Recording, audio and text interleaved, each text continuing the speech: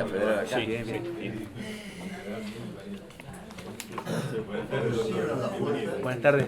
Buenas tardes, doctor, gracias. ¿Qué tal? Buenas tardes. ¿Qué tal, doctor? Buenas tardes. Bien, bien.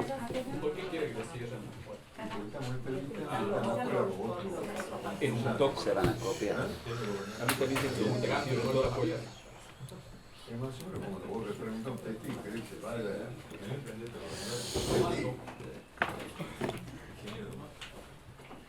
Bueno, el doctor está, ya lo conoce todo el mundo acá.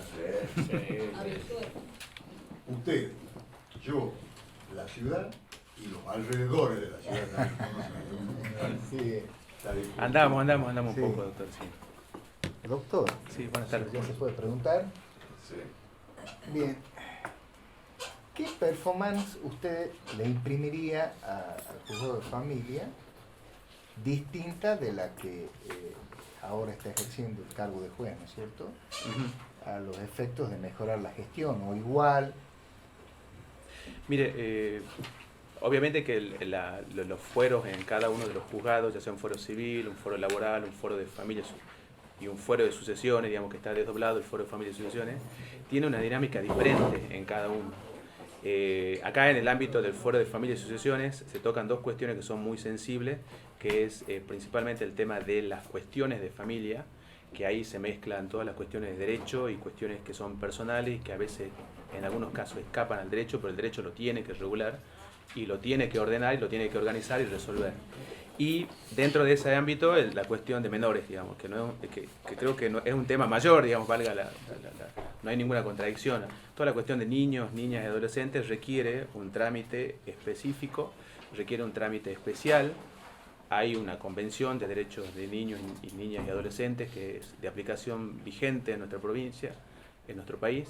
Hay una ley que se refiere a ese tema, hay una ley provincial, hay una ley nacional, con lo cual todos los procedimientos que están funcionando actualmente en los juzgados de familia requieren una visión desde esa óptica.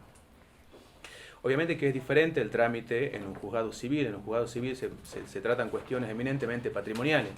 Esas cuestiones patrimoniales tienen un trámite procesal, la verdad que funcionan normalmente bien y tienen un trámite que en definitiva puede seguir con las reglas del código actualmente vigente.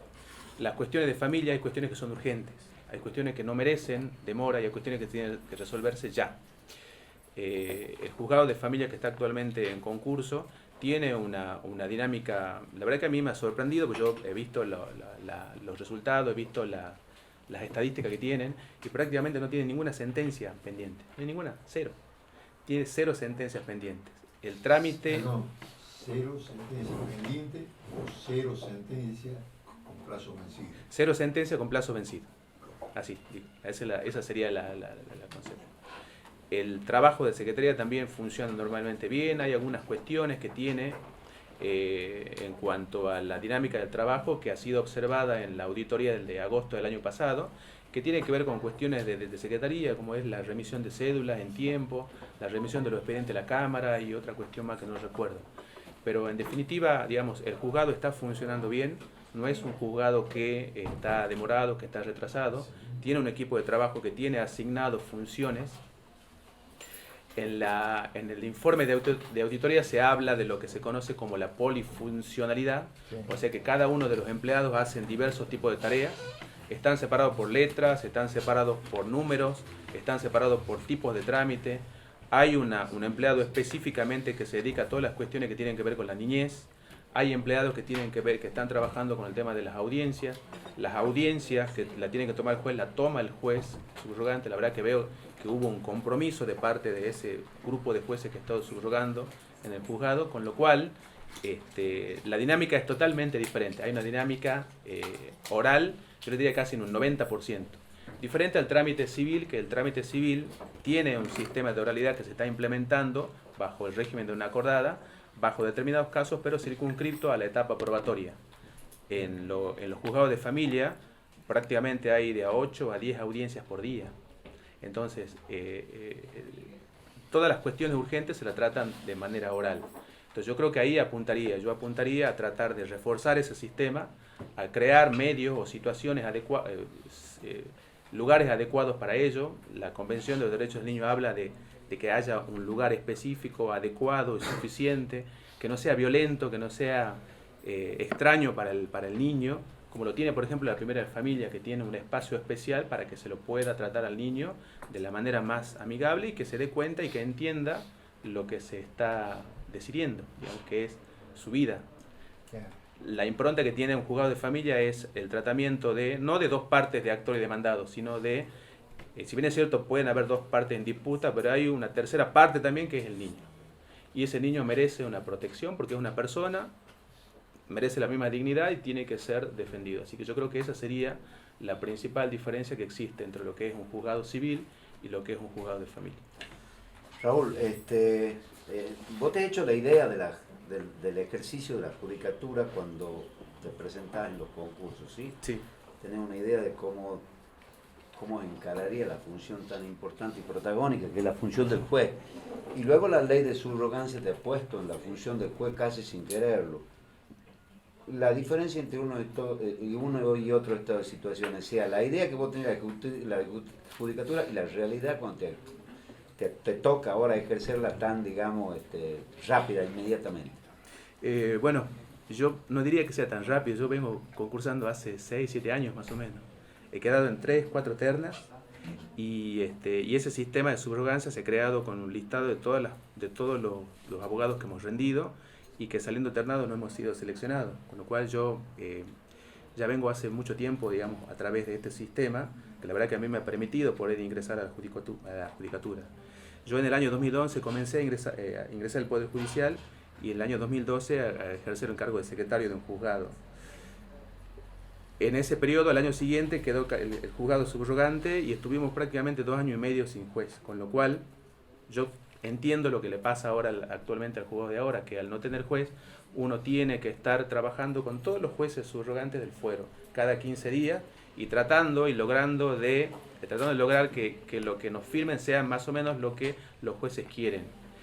Entonces yo, digamos, ya tenía experiencia en cuanto a buscar y tratar de lograr que un juzgado funcione. Y durante 2 años y medio hemos logrado que funcione bien.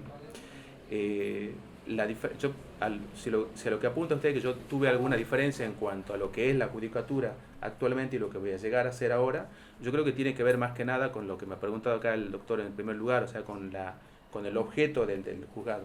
El juzgado de familia y la materia tiene un objeto específico, que son los problemas familiares, que es una parte específica de lo que es el derecho civil.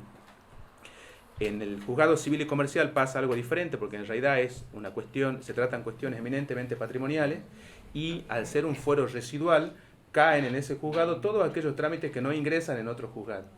Me ha pasado que yo en el periodo de feria, en la primera quincena de este año, me ha tocado subrogar el juzgado, justo me tocó este año, y lo hice, y ingresó una causa penal.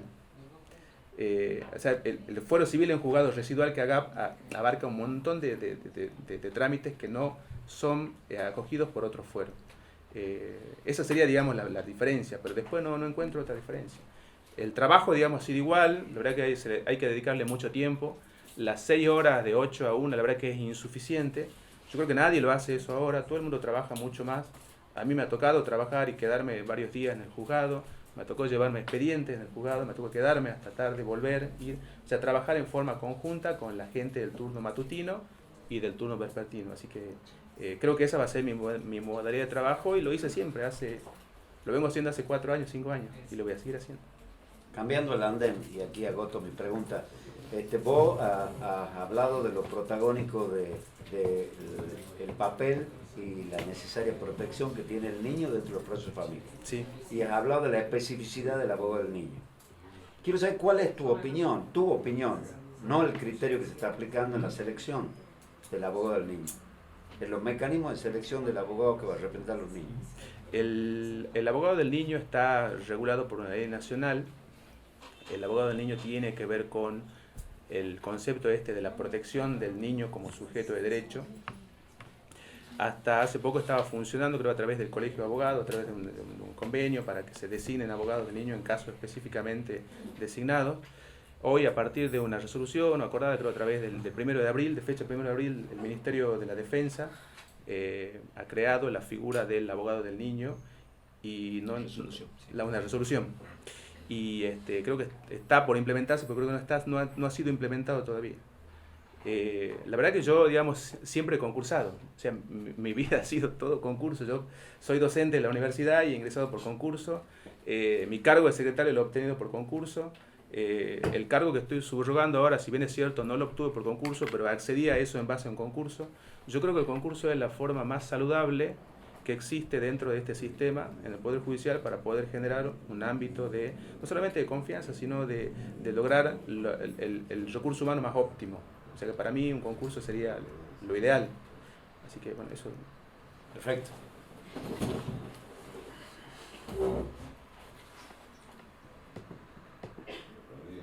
Yo quisiera hacer una pregunta. Sí. ¿Qué tal? ¿Cómo le va, doctora María? ¿Qué opina del caso Lucía? ¿Conoce el fallo? ¿Cuál es su opinión al respecto? El de la niña. Sí, no, al caso no lo conozco, pero bueno, ahí creo que se tenía que aplicar un protocolo que está establecido a nivel nacional por medio de una sentencia de la Corte Suprema, y que ese protocolo era prácticamente obliga al Estado, porque el Estado, digamos, tiene su división, el Poder Ejecutivo, el Poder Legislativo y el Judicial. Obliga al Estado, a nivel ejecutivo, en representación del Ministerio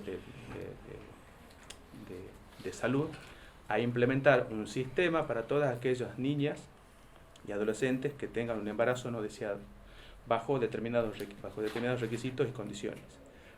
Ese protocolo es de aplicación obligatoria y en principio no tiene que ser judicializable. Lleva el mismo régimen que para los casos de cambio de nombre, por ejemplo, en donde una persona que se autopercibe de un sexo diferente no necesita judicializar ese tema para poder implementarlo. O una persona que tiene, o que ha sido o ha sido víctima o ha sido hijo de desaparecidos, tampoco tiene la necesidad de ir ante un juez para poder cambiar su nombre, porque hay un sistema que lo protege y le evita el trámite judicial para poder lograr su objetivo.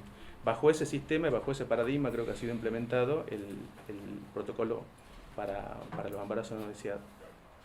Y bueno, eso, digamos, yo lo que considero es que eso no necesitaba judicializarse y se tenía que aplicar. Bien. El protocolo, sí. Muchas gracias. Gracias, doctor. Muchas gracias, doctor. Gracias. Bueno, doctor, muchas gracias. Hasta la próxima. Muchas gracias, que tengan buenas tardes. Gracias. Chao.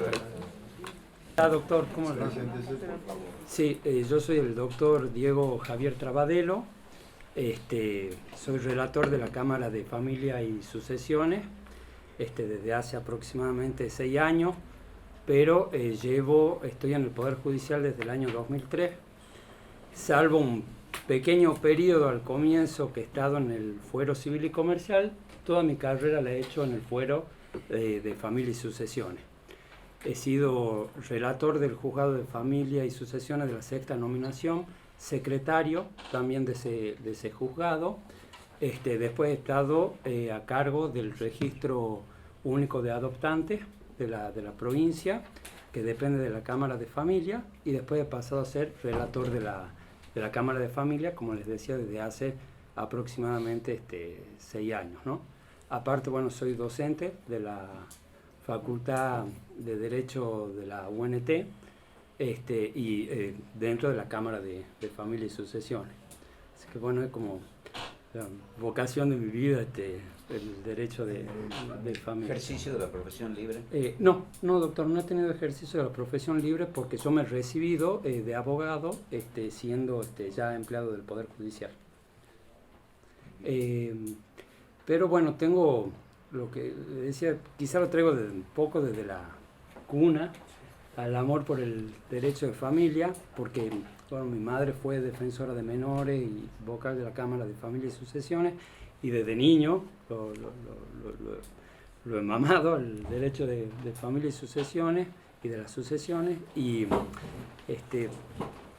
tengo un especial cariño y siempre me ha gustado mucho, porque yo siento que el derecho que nos atraviesa a todos en la sociedad, independientemente del lugar que ocupemos. Seamos ricos o pobres, independientemente de nuestra condición sociocultural, etc. La problemática de familia no es común a todos porque va a lo más esencial del hombre, a su afecto básico, esencial, el amor por su pareja, por sus hijos, ¿no? Entonces es como muy, muy fuerte, y es la posibilidad, cuando uno está en un juzgado, de aportar un grano de arena dentro de lo que está en las posibilidades de uno, para contribuir en la medida de lo posible a una solución pacífica, y pacificar los conflictos familiares, más teniendo en cuenta la perdurabilidad de estos lazos, ¿no? Sí. Doctor, usted ha estado ya hace tiempo ahí en la parte de familia, fundamentalmente en la Cámara de Familia. Ahora, si le toca ser juez de familia, ¿qué performance usted le imprimiría al juzgado a los efectos de mejorar la gestión del mismo, ¿no? Atendiendo a, digamos, a toda esa población vulnerable, fundamentalmente, ¿no? Bien. Claro, sí, mire, doctor, primero me serviría de todas las herramientas que hoy nos ofrece el Poder Judicial. Entonces trabajaría junto con la oficina de gestión, con auditoría, primero para tener una visión, bien llegue a tener una visión concreta, real, de cuál es la situación actual del juzgado. Y a partir de ahí diseñar, junto con los funcionarios del juzgado, con el personal, y como le digo, con el apoyo de la oficina de gestión y de auditoría, diseñar estrategias, ver dónde puede estar habiendo demora, qué tipo de procesos están, o en qué lugar puede haber algún tipo de demora, por ejemplo, y entonces qué estrategia diseñamos y empleamos para corregir esos errores, ¿no? Eso como primer medida, llegando al juzgado. Y a partir de ahí, yo creo que la oralidad, sobre todo en lo que es materia de familia, es fundamental. La presencia del juez en la audiencia es trascendental. Utilizaría el desdoblamiento horario, entonces vería qué audiencias es preferible pasarlas a la tarde y cuáles es preferible tomar a la mañana, teniendo en cuenta la posibilidad que necesita que estén presentes los defensores de niñez, adolescencia y capacidad restringida, o la gente de la Defensoría Oficial. Entonces quizá a ese tipo de audiencias las dejaría a la mañana, y a la tarde las audiencias donde sé que es suficiente con la representación o patrocinio letrado de las partes, por ejemplo en un divorcio, siempre que no esté involucrado o afectando el derecho de algún niño, niña o adolescente.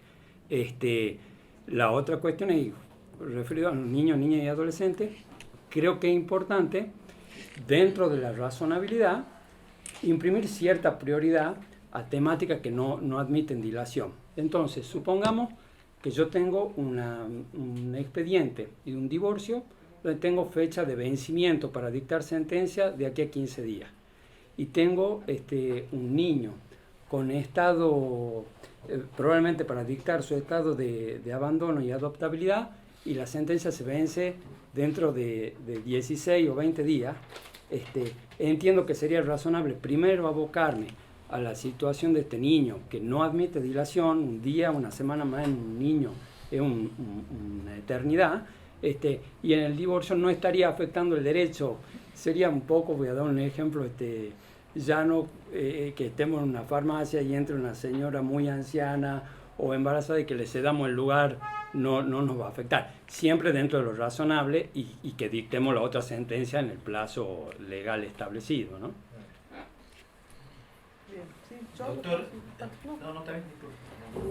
¿Qué tal? Felicidades, doctor. Bueno, teniendo en cuenta que usted ha trabajado en el registro de adopción, la Corte tenía un convenio con el equipo de adopción, a través del cual tenían un registro de hogares de tránsito.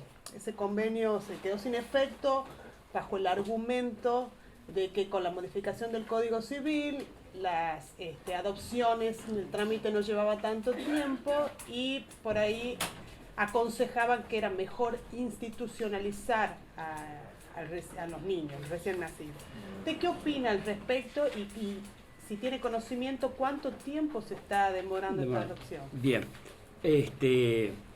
un tema que lo he seguido muy de cerca, tanto desde cuando estaba en el registro como después desde la Cámara de Familia, porque desde la presidencia de la Cámara de Familia ha habido ciertas gestiones con la Corte para arrimar posiciones entre el equipo de adopción y la Dirección de Niñez, Adolescencia y Familia, que por disposición y la reglamentación de la Ley 26061 y la Provincial 8293 es la que tiene a su cargo todo lo que es las medidas de protección de los niños que están en posible estado de abandono, porque eso, digamos, después lo va a terminar determinando el juez.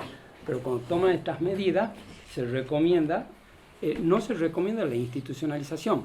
La norma dice justamente lo contrario, es tratar de evitar la institucionalización.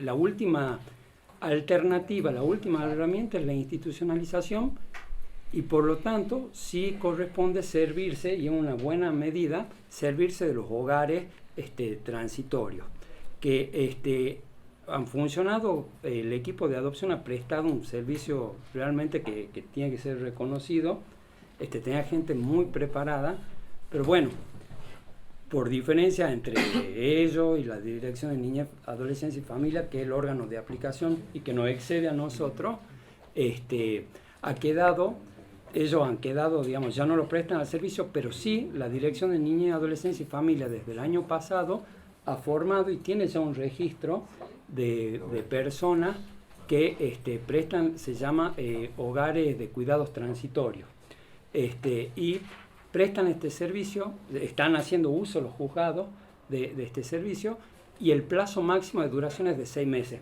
porque ahí hay que tener mucho cuidado. Por un lado, no institucionalizar y que la institucionalización sea prolongada, porque es nociva para el niño, uno lo nota en los niños, las faltas de estímulo, el no tener personas que les presten una atención particular, más allá de la buena atención que pueda tener en el hogar, pero son 20 niños, no es lo mismo que ser el único niño en una casa, ¿no? Pero a su vez tampoco pueden ir a un hogar donde de transitorio se convierta en prácticamente definitivo. Porque si excedemos esos 6 meses, ¿cómo sacamos a ese niño después de ese hogar?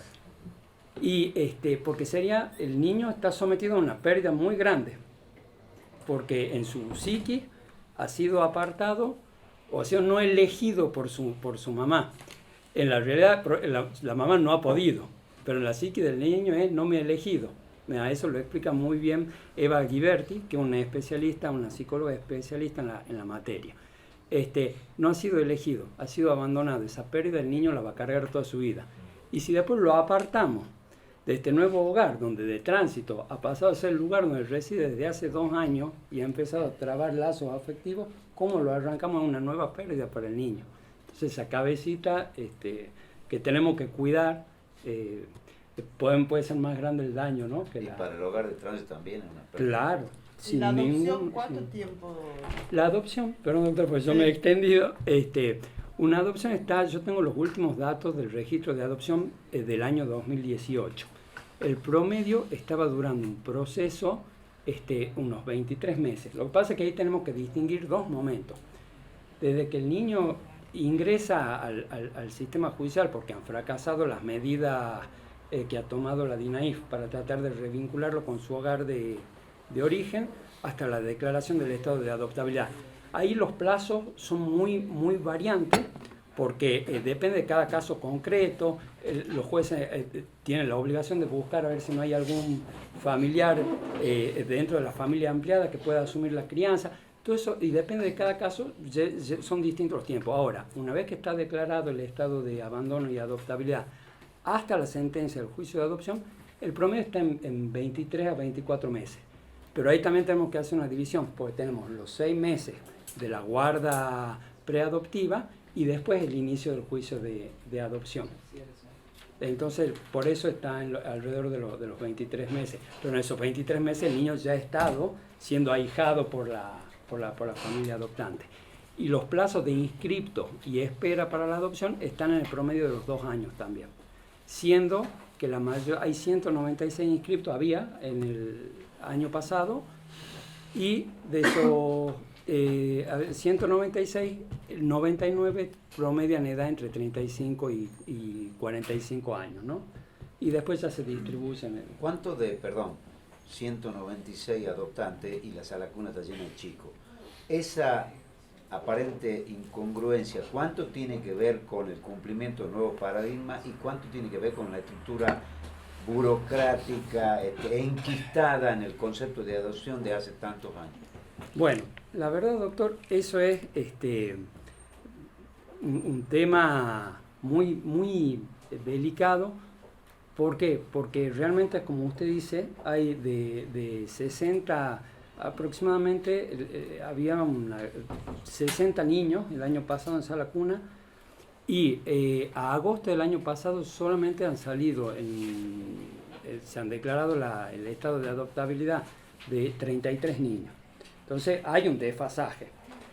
El tema es que por mandato constitucional, convencional y de ley 26061 y 8293 de la provincia, el Estado tiene la obligación de tratar de revincular ese niño con su familia de origen. Entonces, y eso, con los recursos con que cuenta el Estado, lamentablemente termina repercutiendo negativamente en los niños, porque muchas veces, por ejemplo, la DINAIF no cuenta con más de 4 o 5 trabajadoras sociales para tener que repartirse en toda la provincia, trabajar con distintos casos.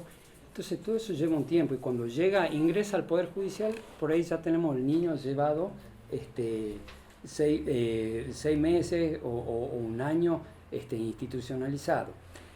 Yo creo que eso se soluciona, doctor, y ahí sí yo creo que el juez tiene que tener un rol muy activo, tener una lista de cuáles son los niños que tienen el juzgado, que están en posible estado de declaración de abandono y adoptabilidad. Tiene la primera tarea, que es supervisar los trabajos de la DINAIF, de aplicación de las medidas preventivas para tratar de revertir la situación, exigir que se cumplan esos plazos, que no se excedan, y a partir de que ya queden judicializado el caso, hay que imprimirle toda la celeridad posible, porque el daño lo paga el niño, digamos, no es la víctima de todo esto. Terminan siendo víctimas. Yo me tocó como relator trabajar en un caso donde con los vocales nos mirábamos y decíamos: este niño ha estado 4 años institucionalizado, y realmente en la sentencia habría que pedirle disculpas en nombre de todo el Estado al niño por los 4 años. Y cuando digo todo el Estado, no al Poder Ejecutivo, del Poder Judicial, porque el Estado estamos los 3 poderes, ¿no? Entonces no nos podemos permitir llegar a esas situaciones. Y en eso, con los nuevos mandatos constitucionales y convencionales, el juez tiene un rol clave. El juez tiene un rol clave y puede marcar la diferencia y puede exigir el cumplimiento de los plazos y darle la impronta que la situación merece. Doctor, una pregunta breve. ¿Usted sabe el caso Lucía? Sí. La niña violada, Sí. ¿Su opinión? Mire, doctor, no solo lo conozco, sino que como relator de la Cámara me ha tocado trabajar en los borradores del amparo planteado, y no es el primer caso que hemos tenido en la Cámara. La Cámara ya había trabajado con otros casos donde es un tema muy espinoso. Yo voy a arrancar por el final. Yo creo que debe aplicarse en estos casos la doctrina de la Corte Suprema de la Nación y el caso FAL. ¿Por qué? Porque responde a los mandatos constitucionales, convencionales, y a lo que ha resuelto la Corte Interamericana ya en Artavia Murillo.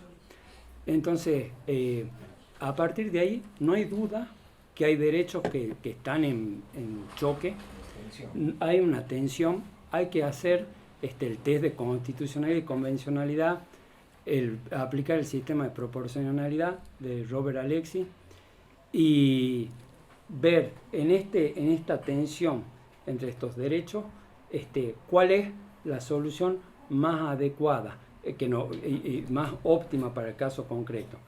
Yo entiendo que uno de los grandes aportes de Artavia Murillo es cuando la Corte Interamericana interpreta el artículo 4.1 de la Convención de los Derechos Humanos y dice que hay que digamos, reconoce el derecho a la vida y dice generalmente, generalmente desde la concepción. Dice Andrés Gil Domínguez, el constitucionalista, que generalmente, y así lo interpreta la Corte, dice, abre justamente la posibilidad de la ponderación. Es decir, no hay duda que un derecho humano básico, pero en choque con otros derechos humanos básicos no es absoluto. Hay que hacer la ponderación y va a haber casos puntuales en los cuales vamos a priorizar otros derechos. Y yo creo que cuando se trata de una violación o de los supuestos del código penal, digamos, de los dos incisos del artículo 86, hay que aplicar el criterio de la Corte. Que por nuestro sistema romanista, el precedente no es de cumplimiento obligatorio, pero para que yo me pueda apartar, tendría que aportar nuevos elementos que yo creo que en el caso no lo había. ¿Alguna otra pregunta? Con respecto a ese algo chiquito, usted que ha tenido acceso al expediente, ¿la niña había sido escuchada por la jueza? Sí, ha sido escuchada en cámara Gesell. Perdón, ¿no? Disculpe. Sí, no. Entonces se ha aplicado el protocolo que tiene el Poder Judicial cuando se trata de niños que han sido víctimas. ¿Y en la previa del sistema de salud, qué opinión tiene usted? Con lo que nosotros hemos visto, digamos, yo creo, y tiene que ver con el caso anterior que ya trabajamos en la Cámara hace 2 años, yo creo que no correspondía, este caso no se tendría que haber judicializado nunca. Se tendría que haber aplicado el caso FAL y la Cámara de Familia, en ese caso de hace 2 años, que era de la Sala 1, por eso lo conozco, le presentó que era defensora de niña y adolescencia y capacidad restringida.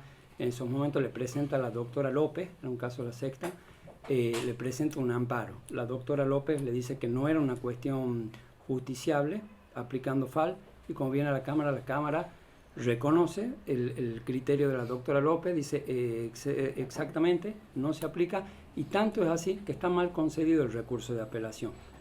Directamente habría, si la cuestión no es justiciable, no es justiciable. Buenas tardes, doctor. Muchas gracias. Muchas gracias, doctor. Preséntese, por favor. Soy Pablo Barbaglia, abogado.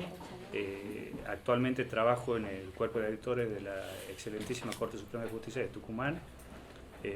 Tengo 45 años, estoy casado. En su momento ejercí la profesión libre desde el año 1999 hasta el año 2006, con un impasse en el 2002, que fui a hacer un doctorado en España. Posteriormente ingreso en el 2006 al juzgado de la Cuarta de Familia como relator, sin concurso. También accedo al cargo de secretario en el 2008, cuando se produce el desdoblamiento. Y en el 2012 paso a formar parte del cuerpo de auditores de la excelentísima Corte Suprema de Justicia de Tucumán. En lo que, digamos, aspecto personal en cuanto a formación, siempre he estado investigando, tratando de conocer lo máximo posible, tanto de lo que es el derecho sustancial como lo que es el derecho procesal y en la gestión, lo que son la materia de familia y sucesiones. Previo a recibirme, en la práctica, con un gran sentido de, digamos, sensibilidad social, se vislumbraban estos sectores vulnerables en determinadas causas, por ejemplo, de mujeres con la temática de violencia. En su oportunidad, estando el doctor Criscuolo en la sexta de familia, se obtuvo desde el Instituto de Enseñanza Práctica una sentencia relacionada con alimentos provisorios para una mujer que estaba gestando el niño o niña por nacer, todavía no había nacido.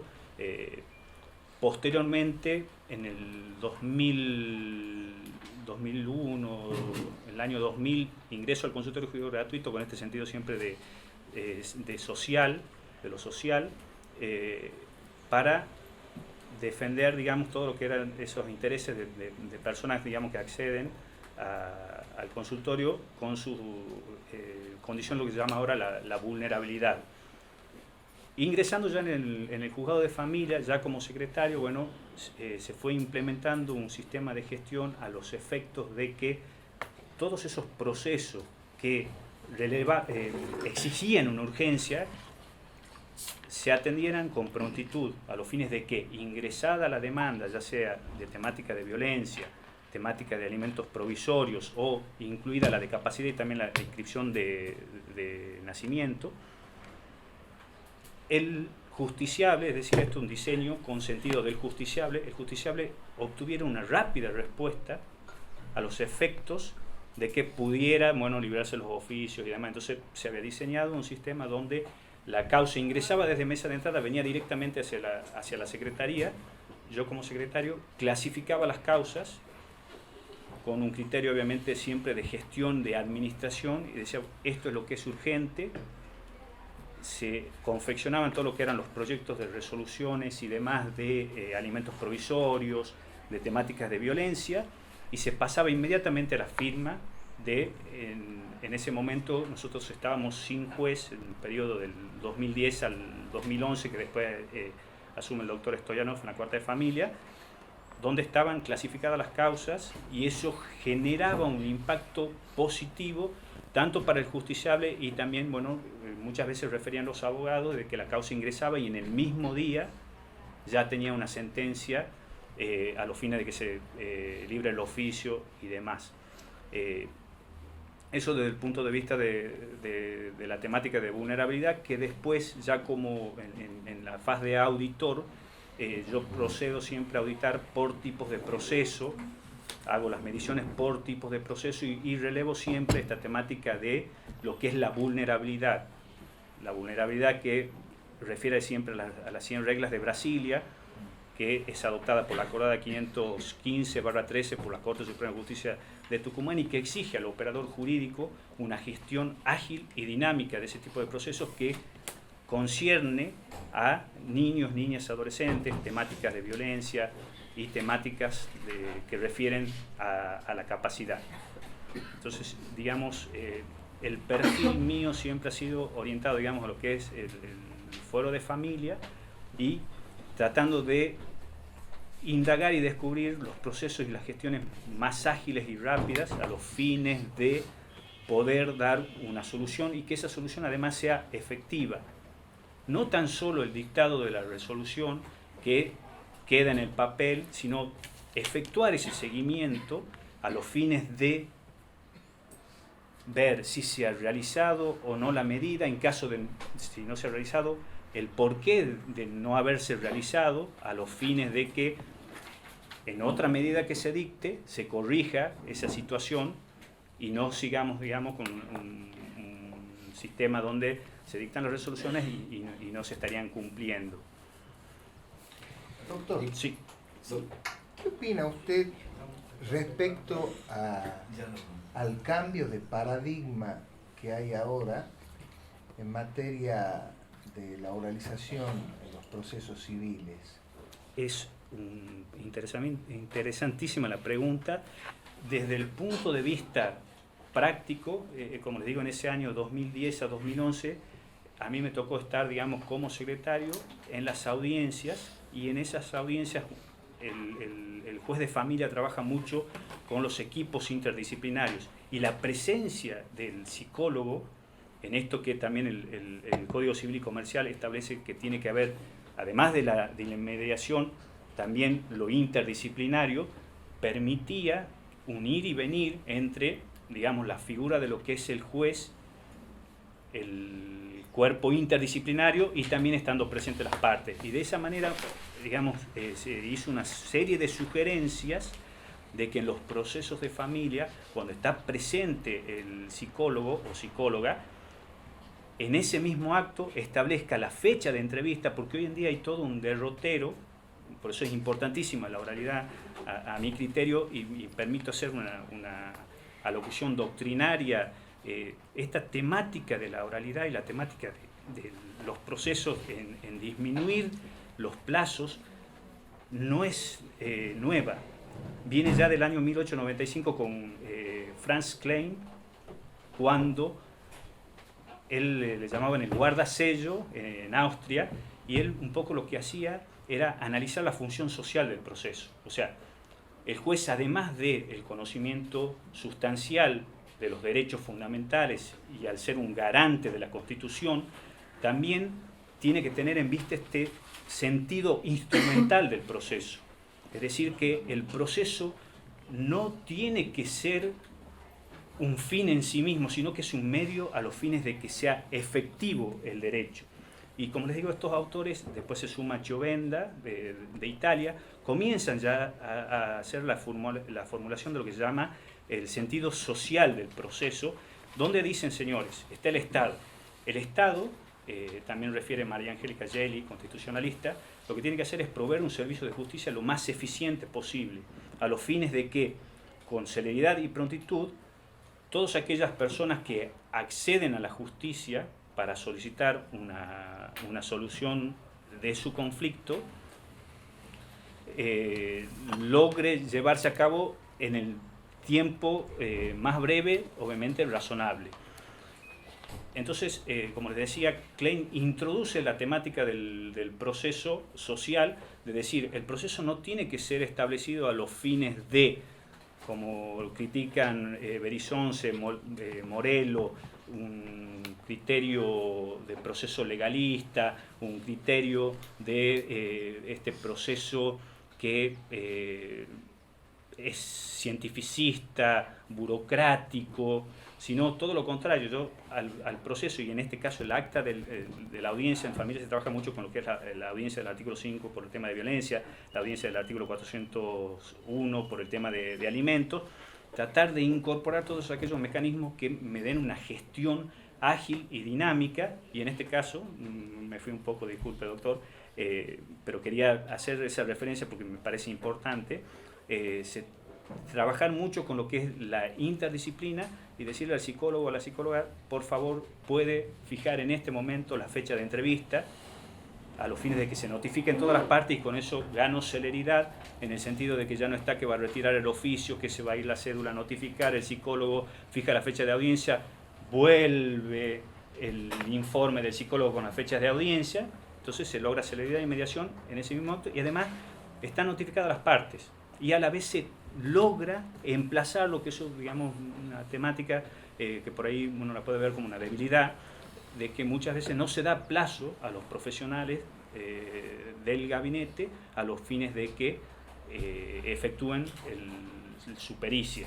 Entonces un poco se ha visto mucho en los procesos de regímenes comunicacionales, ahí hay una situación en los procesos de regímenes comunicacionales, si bien el tiempo es un factor que es importante a considerar, cuando estamos dentro de un proceso de revinculación, esos tiempos hacen, digamos, donde el juez ya tenga que ser un poco más coordinador e ir trabajando con los informes a los fines de que esa revinculación, por acelerar el proceso, llegue a un resultado negativo. Obviamente la revinculación tiene que estar asesorada y pedida por los miembros del gabinete. Sí, disculpa. Tiene cuánto, sí. Un minuto. No, que está bien, si me puede la palabra. Y lo acabo de interrumpir, claro, disculpa. No, por favor. Doctor, pregunte, si No, lo mismo sí, lo no hay tengo que problema, ver después. No, en serio le digo, No, por favor, me parece que me sienta muy incómodo. Pregúntete. Me pongo cómodo, presidente, gracias. Doctor. Sí. Usted que es parte del fuero y concursa para el cargo de juez de familia. Sí. ¿Usted supo de una protesta de padres y madres que se llamaba Padres de la Carpa Azul? Sí. Estaban ahí en la situación. ¿Qué opinión tiene? Y En relación a todo esto que usted nos contó recién, de lo conceptual. desde lo conceptual, ya desde lo que es la función práctica de lo que es el juez de familia, el juez de familia tiene que ser un juez con un perfil pacificador. Es decir, en todo lo que son las relaciones de familia, cuando se produce un quiebre, esto viene generalmente desde el año 1970, hay una autora, Judith Weilenstein, creo que escribe en una causa, el mariage de Sherlock, habla sobre el tema cuando se produce, esto vinculado con lo interdisciplinario, que Sí. siempre hay que tenerlo presente en lo que es un juez de familia y un juzgado de familia. Habla del tema de cuando se producen, digamos, las rupturas en las relaciones, quedan los niños, niñas, adolescentes en medio y empiezan a ser, algunos llamaban el síndrome de Tupac Amaru, tironeados a los fines de las lealtades, vos tenés que respetarme a mí, empieza a hablar todo un discurso negativo hacia los padres, que generalmente la figura de el padre es el que reclama el régimen comunicacional, y empiezan a suscitarse una serie de audiencias. Lo que se propone a los fines, ya desde la función práctica, en lo que es el juez de familia, que esas audiencias, obviamente, se analice la causa previamente, se haga un orden del día, obviamente dentro de lo que es el debido proceso legal, se dé intervención a las partes, expongan sus postulaciones, se dicte la resolución, ya sea preventiva, a los fines de mantener o no la comunicación. En el caso de no mantenerla, el juez, digamos, en su rol activo, este rol activo que tiene que tener hoy por día el juez de familia con un seguimiento, ver que ese informe referido a lo que son los psicodiagnósticos y demás sean realizados para que vuelva con la mayor prontitud y se pueda tomar una decisión. Como les digo, en ese caso de en los procesos donde no ha transcurrido demasiado tiempo, nosotros tenemos desde lo práctico, el régimen comunicacional tramita por un proceso sumarísimo, por la injundia de los derechos fundamentales que están en juego, y ahí generalmente se establece que la notificación sea diaria. El artículo 162 del actual Código Procesal establece la notificación diaria. Hoy por hoy no se está dando cumplimiento con eso, y eso lo que hace es prolongar a veces esos procesos, y como les digo, en la otra temática ya de revinculación, donde hasta por pedido del doctor Rojas de la Cámara de Familia, se procedió a dictar una acordada para la creación de un servicio de revinculación. Son casos más complejos donde el juez tiene que ejercer una suerte de coordinación con lo interdisciplinario a los fines de ver en qué se está avanzando en esas causas y no forzar una revinculación. Bien, doctor, ¿qué opinión tienen con respecto a la figura del abogado del niño? El abogado del niño para mí es una figura importantísima como juez de la Constitución, y no juez de las leyes, sino juez de la Constitución. El abogado del niño, la efectivización de esa figura, al juez de familia lo convierte en el garante de una de las garantías, valga la redundancia, que tiene el niño, niña y adolescente, que es llevar su voz al proceso. En esto se habla de la temática de la Defensoría de Niños, Niñas y Adolescentes, el abogado del niño y el tutor ad litem. La Defensoría de Niñas y Adolescentes lo que hace es fiscalizar el proceso, fiscaliza el debido proceso, si se han dado las etapas a los fines de llegar a determinado momento o estadio procesal. El abogado del niño es importantísimo porque lo que hace es proyecta la voz del niño hacia el juez de familia. No tiene lo que es la visión de la Defensoría de Niño, Niña y Adolescente, en el sentido de que, y lo mismo el tutor ad litem, actúa por una suposición de que este sería el interés del niño. No, el abogado del niño, hay una experiencia muy interesante de lo que pude ver de la bibliografía, Colegio de Abogados de San Isidro, donde la figura del abogado del niño además está presente, obviamente, un letrado, están presentes con cuerpos interdisciplinarios, que es algo similar en algunas causas que me tocó relevar.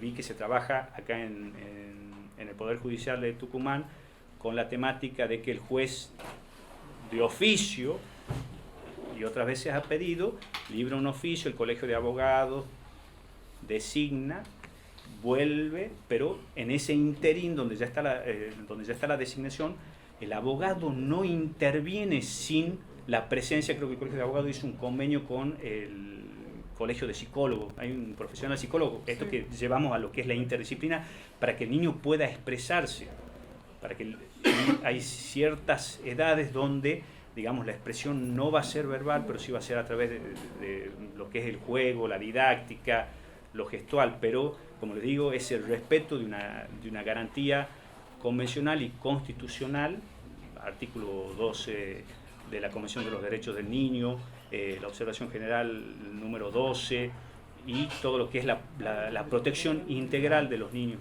Para mí es importantísimo, ese rol es importantísimo. Muy bien, doctor. ¿Puedo hacer una pregunta? Sí. Y con respecto al caso Lucía, Sí. ¿usted cree que hubiese sido conveniente designarle a Lucía un abogado del niño? La temática del caso de Lucía, los pormenores, por una cuestión de que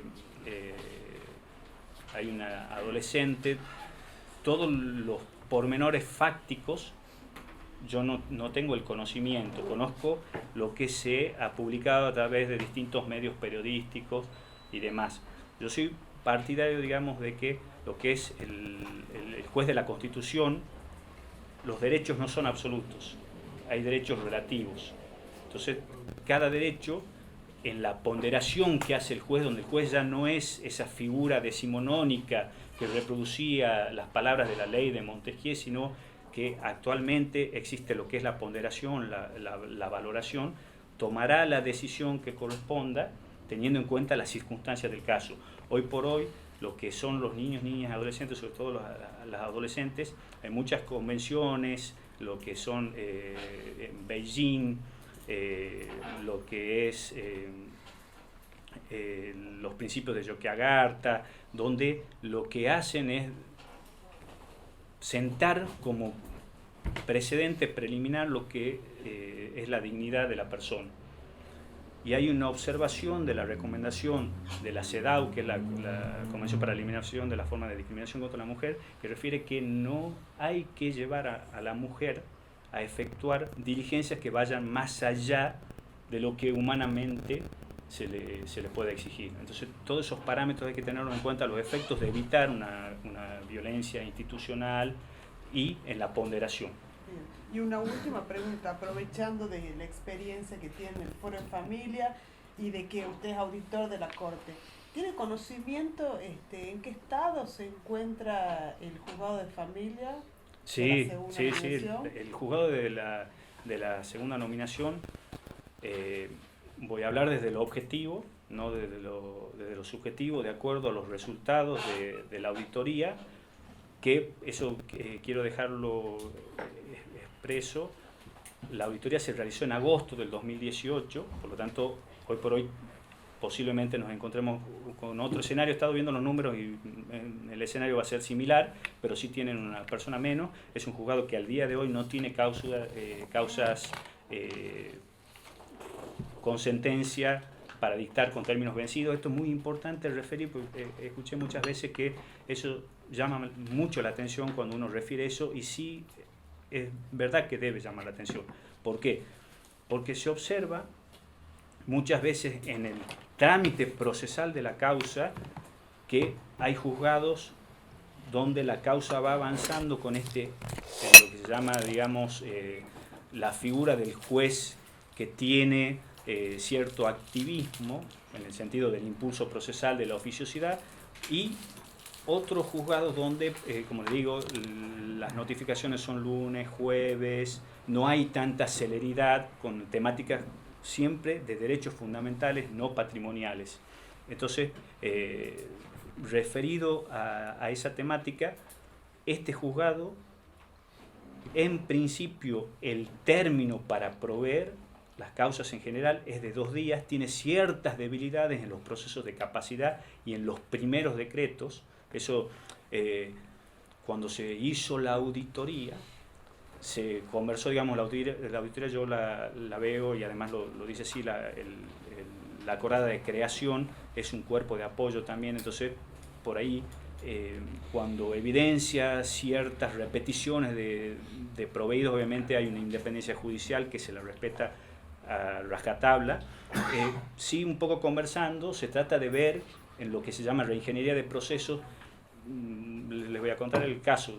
Iniciaba un proceso especial, se dictaba un proveído, iba la cédula, iba en vista la Defensoría de Niños, Niñas y Adolescentes, hoy por la ley 9233, y la Defensoría de Niños, Niñas y Adolescentes, en esto que decimos que lo que hace es cumplir con el debido proceso, le volvía a decir que notifique a los fines de que ejerza los derechos que corresponda, y volvía a salir un decreto en ese sentido con una cédula. Entonces lo que se ha propuesto conversando en esta reformulación y reingeniería de proceso es de que sea únicamente ese decreto que vaya en vista y que vaya a la cédula. Entonces ahí se simplifica un poco la actividad de lo que es prosecretaría.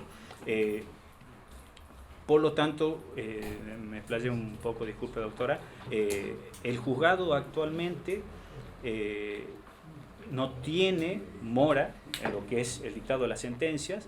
En promedio, los decretos son en 2 días, es decir, en conformidad con lo que es el 262 del Código Procesal Civil y Comercial. Lo que son las resoluciones, uno, digamos, cuando va a hacer una auditoría de un juzgado, muchas veces lo que es familia, ve la actividad reflejada en lo que son las audiencias, la cantidad de audiencias y la cantidad de sentencias. En este caso, el juzgado de familia de la segunda nominación tiene un promedio de 4 a 5 audiencias diarias, que estarían referidas en principio a temáticas de alimento, de violencia, y que eso habla de que el juez que ocupe ese cargo, o la jueza, tiene que tener la posibilidad de manejar el tiempo para la toma de esas audiencias, obviamente ordenándose, viendo. Las subrogancias han dado, digamos, un promedio de 119 proveídos diarios, muy interesante, también 10 resoluciones diarias. Y esto, hablando ya de las resoluciones, lo que tenemos es que el 70% de las resoluciones que se dictan son interlocutorias. De esas interlocutorias, tenemos que la mitad corresponden a lo que es el beneficio de litigar sin gasto, que en principio no es una sentencia que genere una enjundia jurisdiccional, pero sí es importante, y esto, digamos, entre lo que son las idoneidades y las capacidades del juez, además de lo que es gestionar y demás, saber que el juez de familia o la jueza de familia es un juez que tiene que trabajar con la presión, tiene que saber sobrellevar la presión de que el 50% de las resoluciones que se dictan son de temáticas urgentes. Sí, doctor. Muchas gracias. Doctor, muchísimas gracias. Muchas gracias a ustedes. Se logra acortar muchísimos los tiempos, porque una mala práctica que tienen, humildemente a mi entender, muchos de mis colegas, se hacen a veces sobre oferta de pruebas que nos llevan a procesos tremendamente tediosos, donde pedimos desde oficios al correo de cartas, documentos que ya se han reconocido en la contestación de demanda, y no sé para qué seguimos pidiendo oficio al correo si ya se ha reconocido la carta documento, donde se ofrecen 19 testigos, donde con 5 testigos podemos probar lo que se está queriendo probar, donde hay muchas pruebas que se pueden acortar y decir, che, pero si lo logra por esto, ¿para qué vamos a lograr esto otro?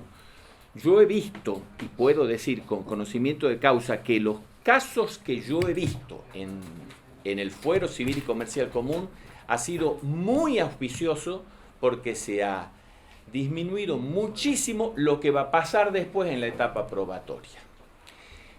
Eso hablando de lo que está pasando en civil y comercial común. Un tema que yo hablé y recuerdo en anterior entrevista, donde esta inmediatez de la cual hablamos, yo lo expuse aquí, y donde yo dije, que se nota en el fuero. Me acuerdo que me corrigió el doctor Estofani y me dijo, bueno, pero está obligado el juez a estar, pero es verdad que está obligado a estar en las pruebas testimoniales y en las pruebas de absolución y posiciones, pero todos los que estamos aquí sabemos que no están. Y termina resultando que toma una audiencia testimonial un empleado que, hasta para reírnos, parece que es el que peor ortografía tiene. Lo digo tremendamente compungido porque me parece una locura.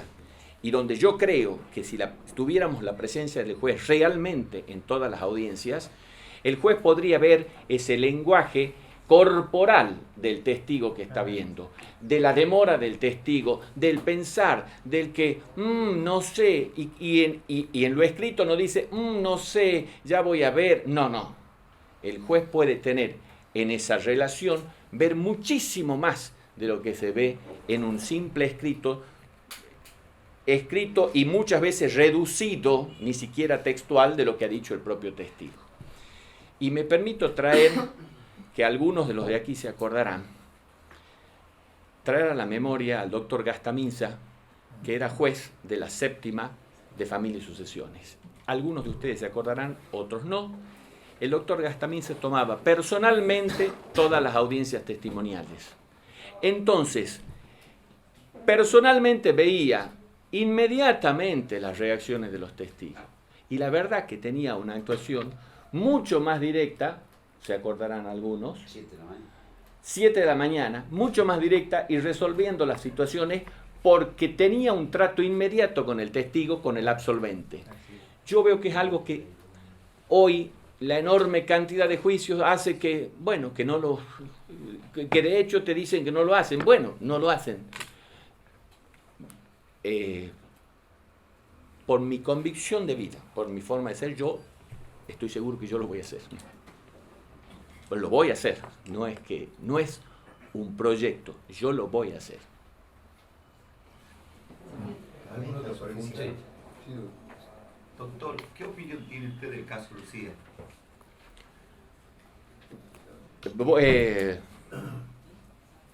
Yo me voy a manejar solamente, le voy a hacer una aclaración.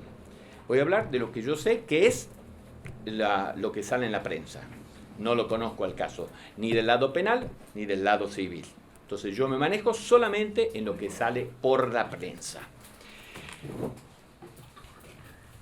De lo que sale por la prensa, permítaseme una expresión tal vez chabacana, me saco el sombrero con lo que hizo la doctora Brandt, que es la titular del juzgado de la Quinta de Familia, donde, de lo que dice la prensa, en 24 horas ordenó la medida pertinente.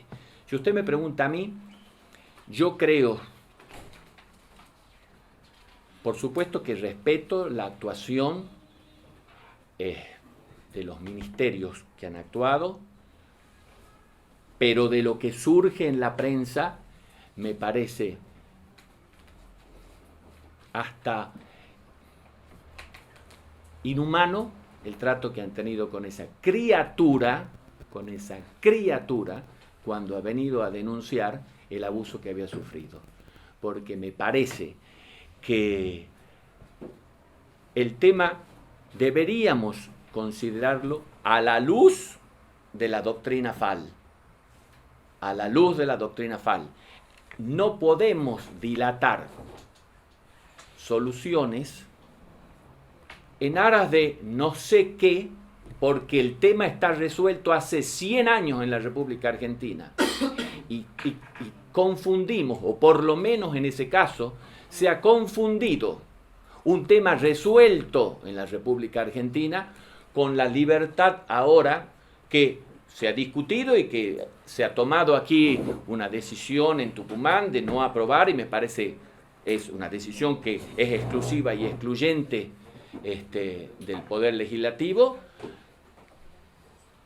de que la provincia de Tucumán no adhiera y de que no haya el aborto libre y gratuito, ¿no es cierto? Pero no es el caso Lucía, donde el caso Lucía estamos hablando de una violación, un tema resuelto hace 100 años en la República Argentina, 100 años, y cuando ha venido esta chiquita se la ha sometido a lo inhumano y a la violencia que significa hacerla ir un día, volver otro día, vista a un lado, vista... Insisto que todo por la prensa. Insisto que todo lo que yo puedo decir lo de la prensa. Vaya para aquí, venga para allá. ¿Cuándo ha surgido la luz de alerta? Cuando la chiquita se ha querido suicidar. ¿Cuándo ha surgido la luz? Pero eso no puede ocurrir. El fallo FAL, la Corte Suprema de la Nación, ha dicho claramente cuáles son los criterios que se deben tomar. Entonces no puedo decir, pero en Tucumán no está reglamentado. Pero por Dios, ¿y dónde está el interés superior del niño? La criatura prácticamente se suicida para que pueda el Estado actuar. Perdón, la vehemencia. Siguiendo ese caso, tomando el punto de vista que usted nos plantea, ¿quién le pregunta a la niña violada si quiere abortar o no? ¿Cómo quién le...? Perdón. Si no estuviese judicializado el tema... Si no estuviese judicializado. Y aplicamos el fallo falso. ¿Quién sería la persona que escucharía a esa niña para decir si se aplica, si quiere o no someterse? Hasta donde yo recuerdo de lo que dice la prensa, sí. La chiquita se presenta al Hospital del Este. Y en el hospital, hasta donde yo recuerdo lo que dice la prensa, y supongo que partimos de ahí, porque yo no conozco otra cosa, ¿no es cierto? Sí, en principio, debería ser directamente la institución donde se ha presentado, si no necesita judicializar. Se presenta la menor, manifiesta que ha sufrido la violación, el órgano pertinente que depende en este caso específico, porque es un organismo público, depende del CIPROSA, pero en el propio hospital se toma la denuncia, dice que ha sido de una violación, vemos que se trata de una menor, no tiene por qué judicializarse el tema. Las autoridades pertinentes del Hospital del Este, en mi modesta opinión. Si no lo hubieran tomado, en mi opinión, la tomo en menos de 24 horas. La tomo en menos de 24 horas. Parecido a lo que ha hecho la doctora Brand. Pero por lo que aparece, ¿no es cierto? Sí, está claro. La tomo en menos de 24 horas. Perdón, y lo último, quiero cerrar. He escuchado personas decir, pero ¿cómo sabemos que ha sido una violación? Pero Dios mío, ¿qué podemos pretender? ¿Que una criatura de 10 años ha consentido libremente una relación sexual por parte de su abuelo, creo que era? Pareja de la abuela, creo que era. Pero Dios mío, ¿qué concepto del consentimiento para mantener una relación sexual podemos pretender allí? La verdad, perdón la vehemencia. Perdón, Sergio, ¿y cómo resolvemos cuando en el caso la abuela manifiesta, hipotéticamente, ¿no? Eso es consulta a vos. La abuela manifiesta su intención de mantener el estado de gravidez y el embarazo hasta el nacimiento. Perfecto. La pregunta va dirigida a que hubo en alguna etapa del proceso, también por lo diario, alguna amenaza respecto a la conducta de los médicos, ¿sí? Sí, y parece ser que se ha pedido un informe ahora, judicialmente, por la actitud de los 2 médicos que habían participado. Te contesto a la luz de los tratados internacionales y de la ley 26061, que la Argentina lo toma. Ya en la Convención de los Derechos del Niño del año 90, 4 años antes de la modificación constitucional, se establecía que el niño debe ser escuchado, niño, adolescencia, escuchado, como está receptado también por la 26061 y por el Código Civil y Comercial de la Nación.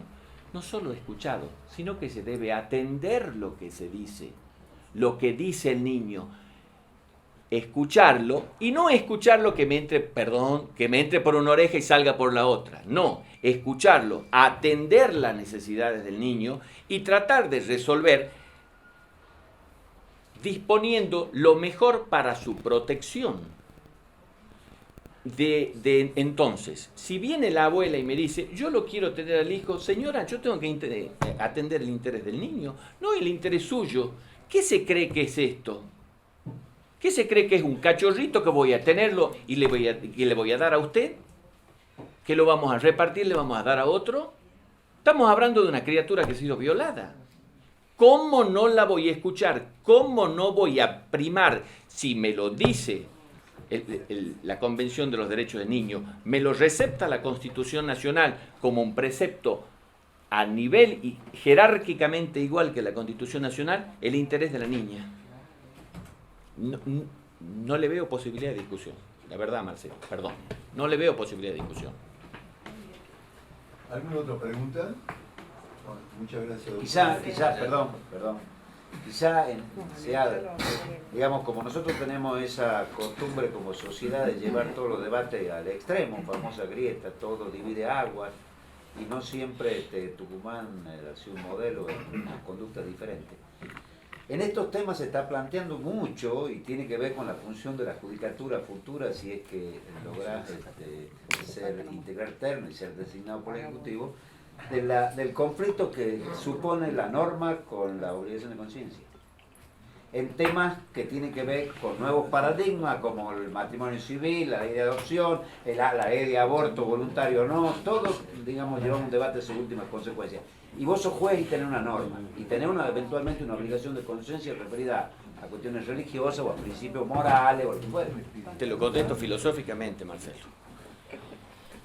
Yo puedo tener la convicción que quiera tener religiosa. A la sazón, soy católico. Pero también, como católico, sé que la propia Biblia me dice que el que escandalice a un niño, mejor sería que le aten una piedra de un molino y lo tiren al agua.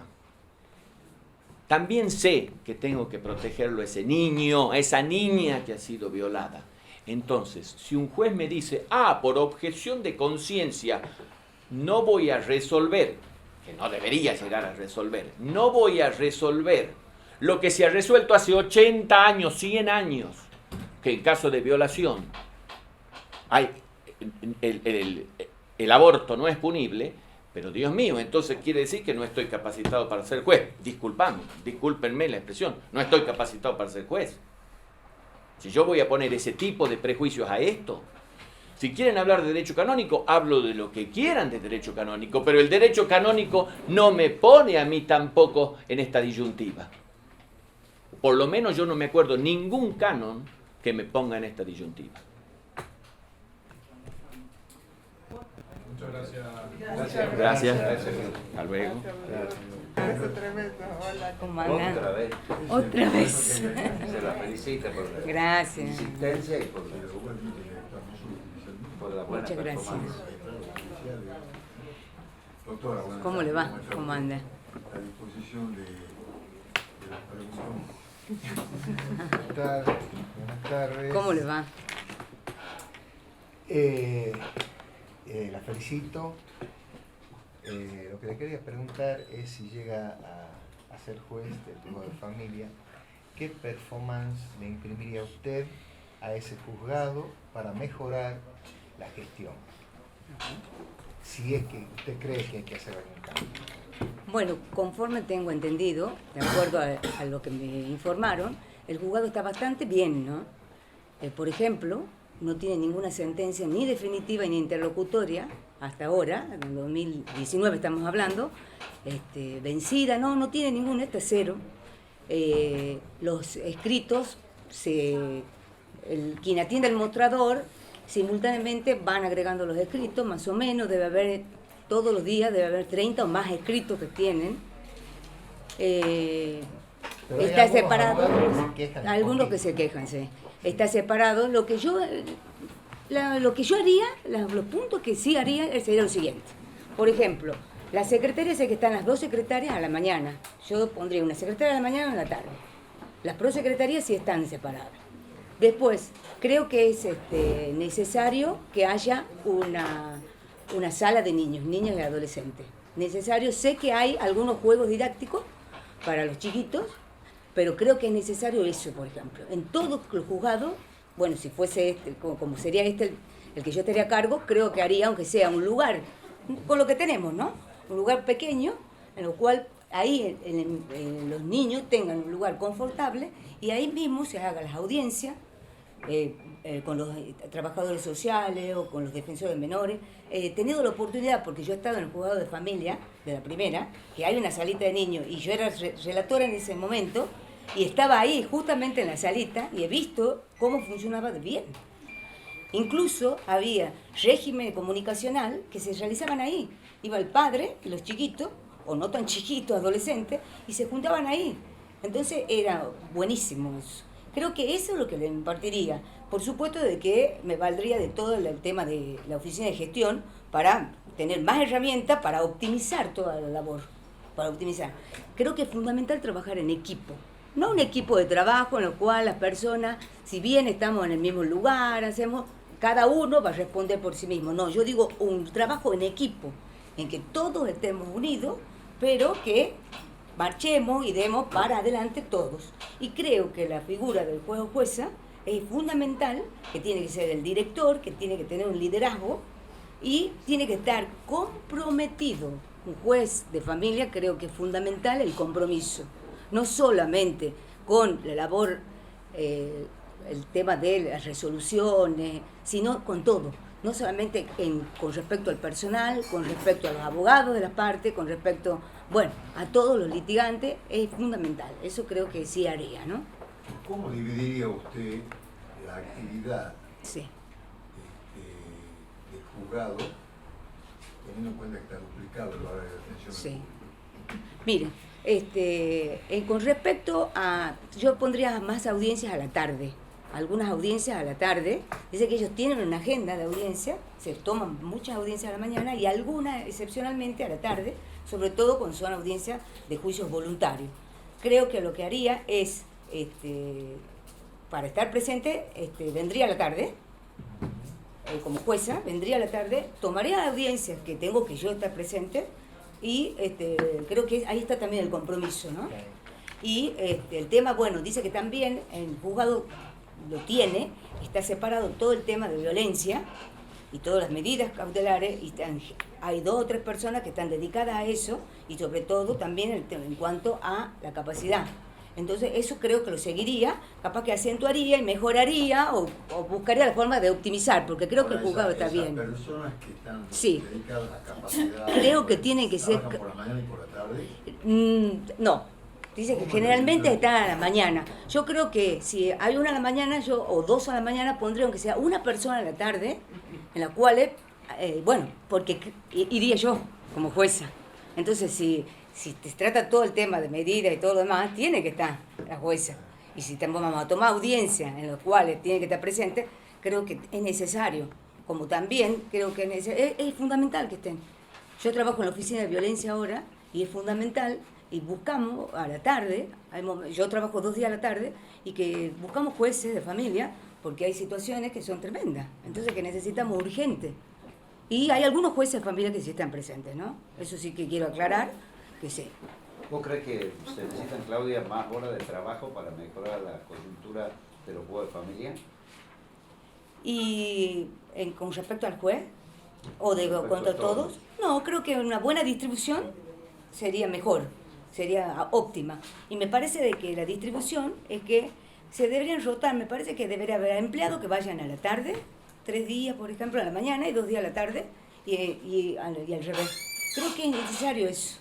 Y que, si bien es cierto de que es importante de que cada uno en lo suyo sea especialista y sepa, creo que también es importante que puedan rotar y que no haya esa historia, no está.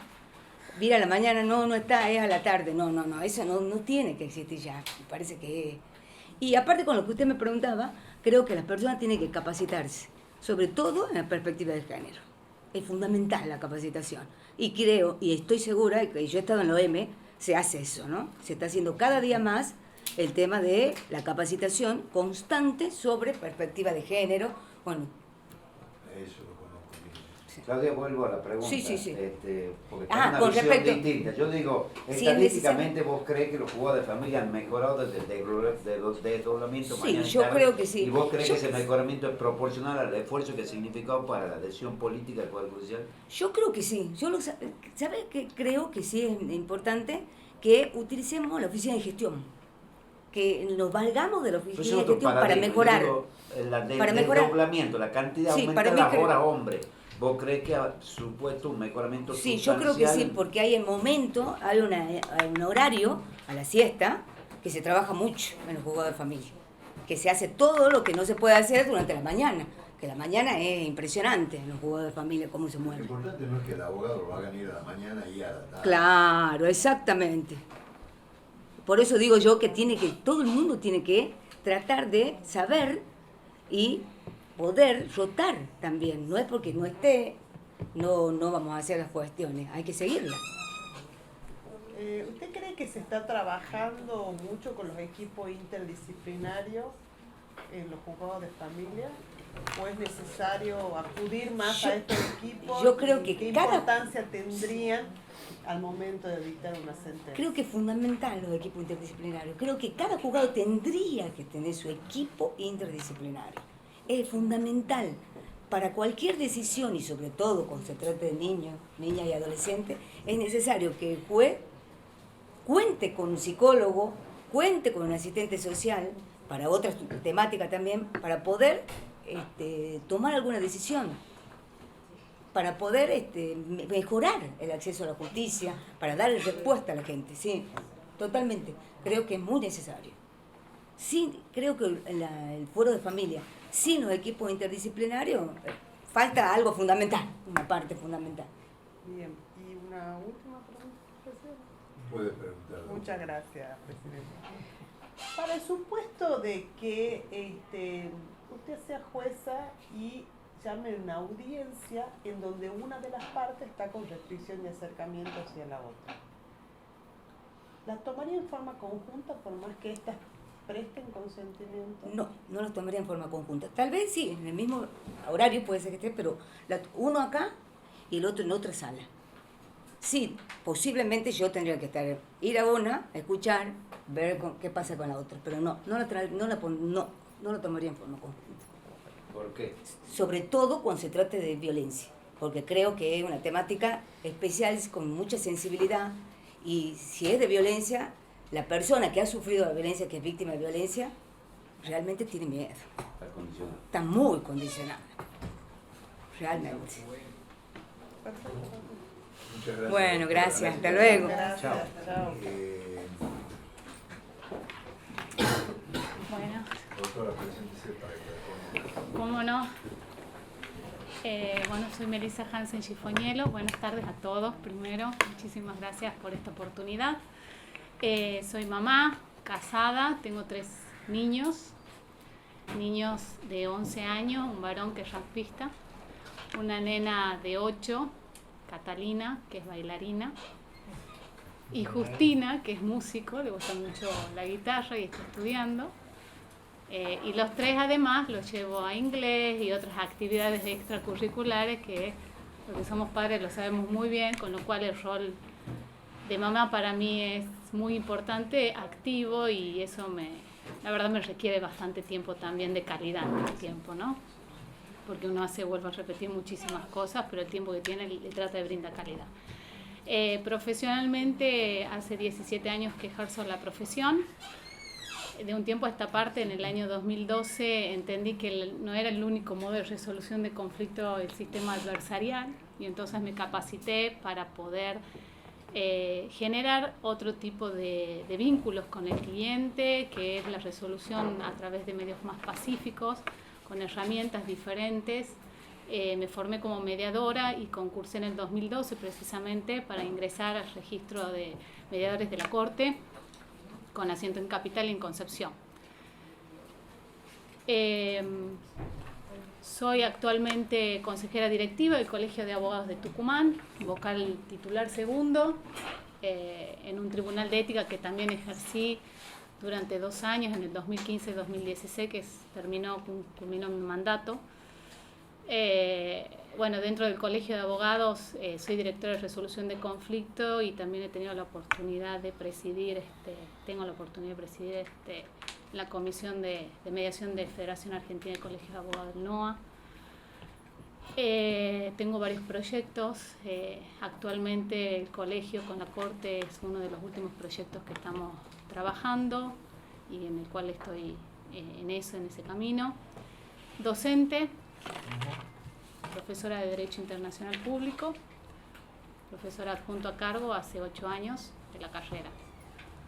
Y actualmente, bueno, ya terminando mi doctorado en la Universidad Católica Argentina, la UCA. En julio de este año lo estoy terminando de cursar. Muy bien. Melissa. No tengan miedo y pregunten tranquilos. Sí, sí, sí. Melissa, a ver, si te toca la suerte de estar en el juzgado, ¿qué performance le imprimirías vos para mejorar la gestión Bien. en el juzgado? Perfecto. Bueno, en primer lugar, digamos, tenemos que tener en claro, o lo primero que tengo que tener en claro es la competencia material del juzgado, ¿no? Entonces el artículo 12 te dice cuál es la competencia material del juzgado de familia, pero por acordadas se ha desdoblado en el razonamiento, en el entendimiento que podíamos aprovechar más los recursos en competencia material exclusivamente en familia, que es lo que me toca, sí, y en sucesiones. Yo la interrumpo un segundo. Sí. En realidad, yo creo que el Poder Judicial debe tender a la especialización. Exactamente. Esa es la raíz. Sí, la especialización. El fundamento por el cual vivimos. Y además hemos considerado que el fuero de familia requiere la presencia del juez. Por eso hay 6. El juzgado de familia y 3 de sucesión, exactamente. La tercera, la octava y la novena. Estoy totalmente de acuerdo con usted, doctor, porque pienso que precisamente a eso también apuntaba. La conflictiva familiar requiere de 2 elementos muy importantes: la especialización y la sensibilidad propia que se tiene que tener en estas cuestiones. ¿Por qué?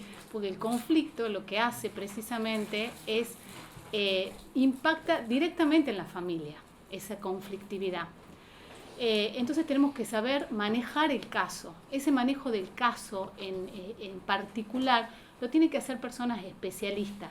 Y a esto, respondiendo a su pregunta, y en virtud de que esto vengo relatando, digamos, esto del tema de competencia en la materia, pero ¿por qué? Porque tengo que tener bien identificadas las causas en el juzgado para resolverlas de acuerdo a las contingencias, las necesidades, y no todas las causas son importantes, pero hay algunas que merecen una especial atención por su urgencia. Por ejemplo, niños, niñas y adolescentes, que haya una sección separada, que se pueda identificar, que tengo entendido que hay juzgados que sí lo están haciendo, secciones separadas donde se puede identificar violencia familiar con rojo, o algún llamador, digamos, que a mí me identifique que esa causa tenemos que tener un seguimiento diario. Después, aquellas causas que, por ejemplo, involucren a personas con discapacidad o con incapacidad o con capacidad restringida. Entonces, de esta manera, me parece que es una fórmula que, como le digo, puede funcionar. Hay otras cuestiones que son necesarias. Por ejemplo, si realmente voy a ser un juez de gestión, ¿no? De gestión y de ofrecer eficiencia en el servicio de justicia, me parece que es fundamental el reconocimiento también a los recursos humanos con los que contamos.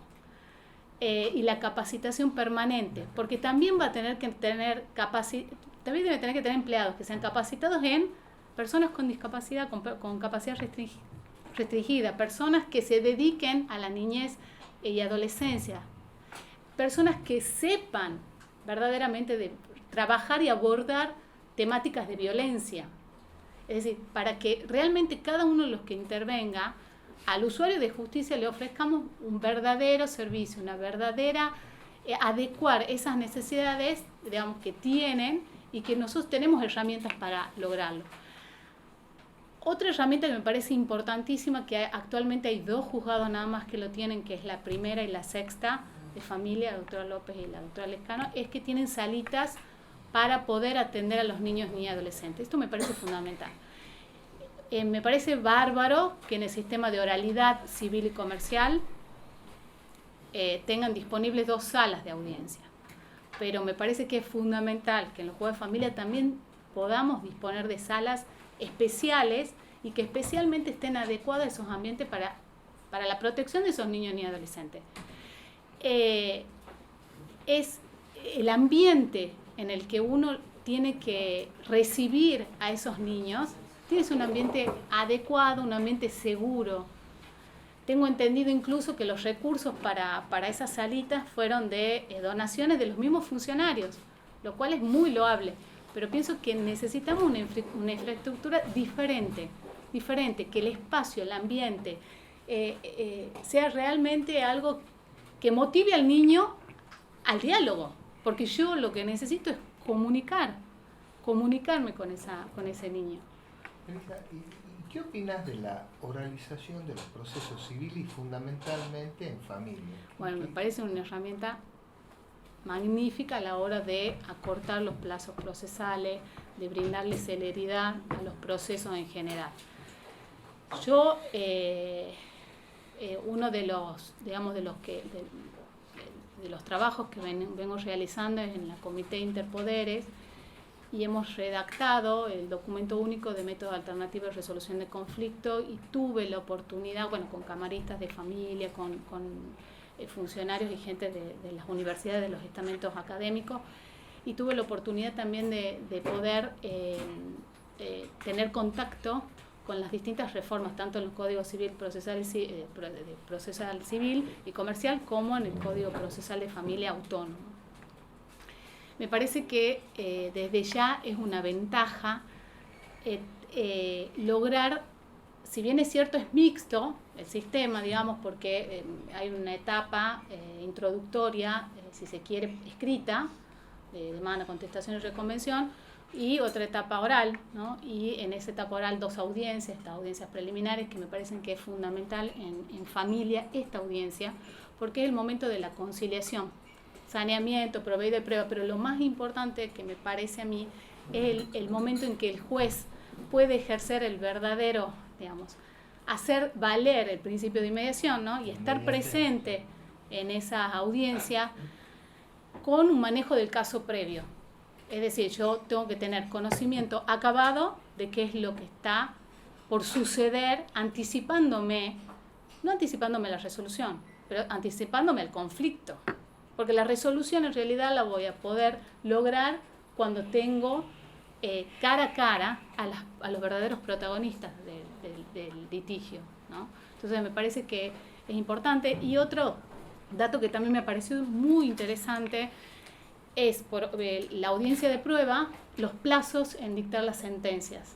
Se estaría promoviendo que el plazo, a diferencia del plazo en procesal civil, que se les da, puede serlo en el mismo acto, hay 3 situaciones, la sentencia pues la puede dictar en el mismo acto, el juez, si hay algo que no pueda ser fundamentado, puede dictarlo en el mismo acto, pero fundamentarlo después a los 30 días, y el otro caso sería que por la complejidad no puede hacerla ninguna de las dos, entonces lo posterga, digamos, el dictado de la sentencia de fundamentación para 30 días. En familia se estaría dando un plazo de 5 días, aparentemente, según el proyecto, por supuesto, para poder dictar la sentencia, lo cual a mí me parece absolutamente, lo festejo, lo celebro, me parece que eso es lo que están buscando, sobre todo, como vuelvo a repetir, con la sensibilidad del caso que lo amerita.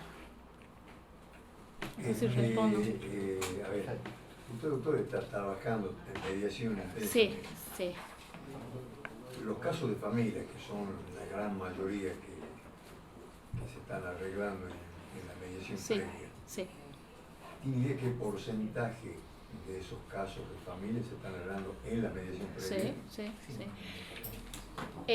Sí, porque me intereso mucho. Estadísticamente nosotros manejamos una estadística global y manejamos una estadística por cada uno de los mediadores que integramos el registro. Actualmente en las cuestiones de familia tenemos el 70% de cierres con acuerdo. Estoy hablando del 2017 porque el 2018 aún no está procesado y subido a la página. ¿Y usted en sus mediaciones familiares? Yo tengo creo, porque no, es una complicada, pero creo que el 80% de mis mediaciones son. ¿Qué es lo que sucede? Ese medio alternativo. Estamos hablando de las cuestiones de familia, porque tenemos otro promedio en las cuestiones de civiles. No lo conozco. Por eso estoy tratando de familia. Sí, familia. Porque quiere decir entonces que esa medición previa y obligatoria en materia de familia fundamentalmente no llega. En muy importante. Nosotros, por ejemplo, en el 2017, para que tengamos idea de números, digamos, tuvimos 2.200 casos mediados y acordados. Es aproximadamente lo que le entra a un juzgado por mes.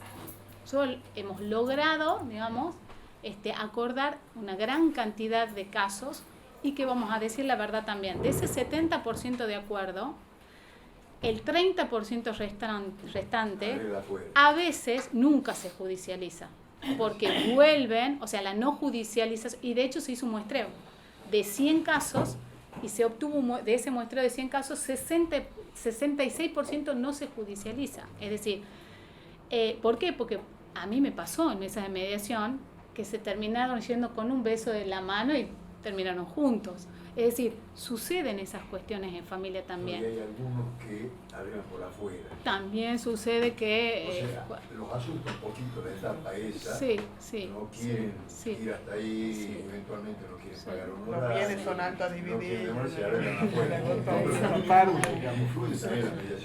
Sobre todo cuando hay bienes. El bienes si es mucho, muy alto, te hacen número y se van.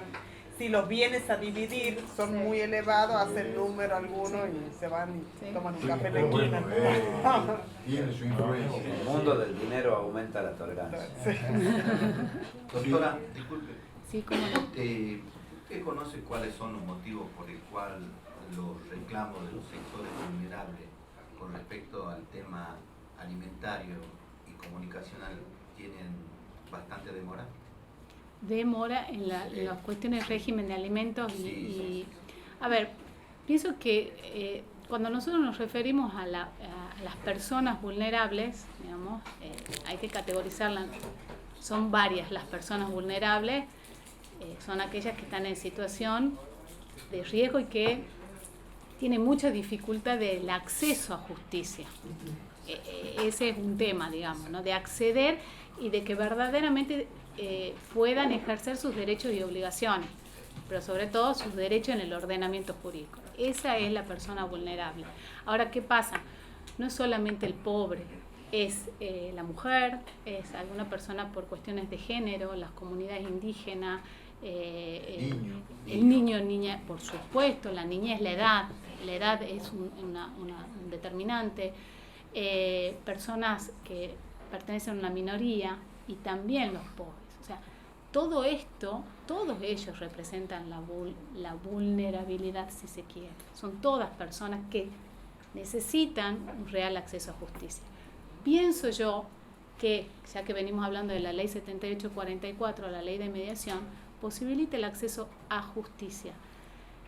Y sí lo posibilita porque la ley prevé, la ley 6314, aquellas personas que son de escasos recursos, poder ser solventados a través de las defensorías oficiales, a través de los colegios de abogados de Tucumán, que tenemos un consultorio jurídico gratuito que la verdad que trabaja muy bien, las prácticas de la universidad, es decir, hay una serie de herramientas a las cuales yo puedo de alguna manera recurrir para proteger.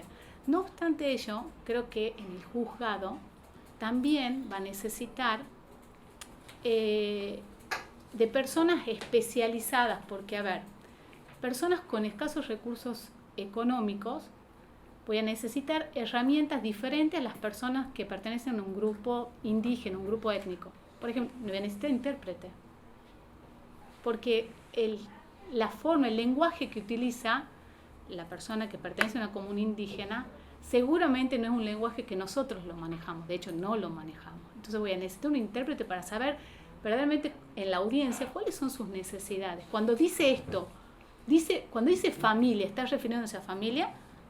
¿A qué familia se refiere? ¿No? Porque uno prejuzga, digamos, bueno, ¿a qué familia? La familia de la comunidad puede ser, y no es solamente un grupo pequeño, lazos biológicos, no.